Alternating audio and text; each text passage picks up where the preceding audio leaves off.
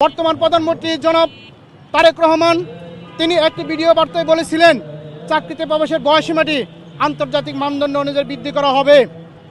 এখন বিশ্ব মেধাভিত্তিক বিশ্ব, এখানে কোনো কিছুকেই বয়সের ফ্রেমে রাখা যাবে না। আপনারা জানেন বিগত সরকারগুলোতে এই চাকরিতে প্রবেশের বয়সীমাটি বৃদ্ধির বিষয়টি নিয়ে বিভিন্ন সময় বিভিন্ন সরকার তালবাহানা করেছেন।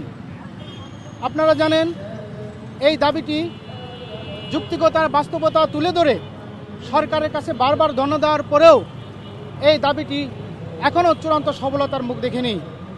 কিন্তু শিক্ষার্থী সমাজ থেমে যায়নি। তাদের এই যৌক্তিক ন্যায্য দাবি বাস্তবায়নে সবসময় রাজপথে সরব থেকেছে। কিন্তু এই দাবি বাস্তবায়নে সংশ্লিষ্ট যারা ছিল তারা আজ কারাগারে, জেলখানায় বন্দী। তারা নিজেরা অহংকার এবং তাদের সেই চেয়ার ধরে রাখার জন্যে এই আমাদের মতো শিক্ষার্থীদের যে যৌক্তিক দাবিটি তারা প্রত্যাখ্যান করেছিল।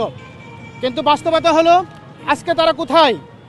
আমরা বলতে চাই, আমাদের চাকরিতে প্রবেশের বয়সীমা স্থায়ীভাবে বৃদ্ধির বিষয়টি নিয়ে আমরা ইতিমধ্যে যুক্তিগত বাস্তবতা তুলে ধরেছি।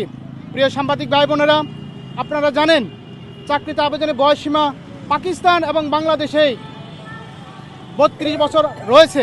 কিন্তু বিশ্বের উন্নত দেশগুলোর দিকে তাকালে দেখবেন চাকরিতে প্রবেশের বয়সীমা সর্বনিম্ন 35, কোনো কোনো ক্ষেত্রে 40, 45 এবং উন্মুক্ত রয়েছে। এখন বিশ্ব মেধাভিত্তিক বিশ্ব, এখানে কোনো কিছুকেই বয়সের ফ্রেমে রাখা যাবে না।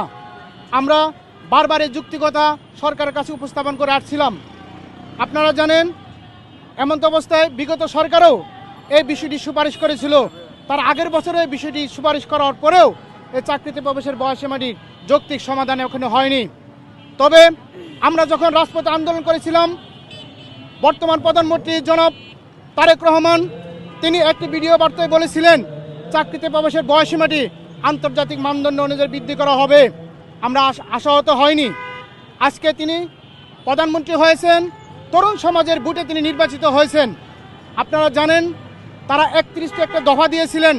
তার 23তম দফাতে স্পষ্ট করে বলা ছিল চাকরিতে প্রবেশের বয়সীমাটি আন্তর্জাতিক মানদণ্ড অনুযায়ী বৃদ্ধি করা হবে।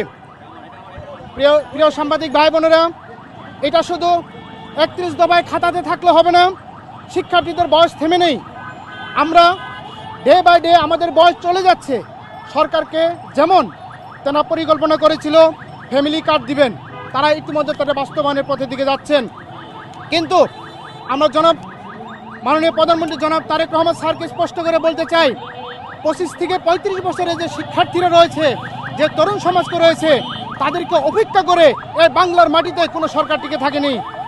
আপনি জানেন, আপনাকে আগামী দিনগুলোতে এই তরুণ সমাজের শিক্ষার্থীদের যে প্রাণের দাবিটি সেটি বাস্তবায়ন করলেই বরং এই তরুণ সমাজ একটি স্বনির্ভর বাংলাদেশ নির্মাণে অংশগ্রহণ করতে পারবে।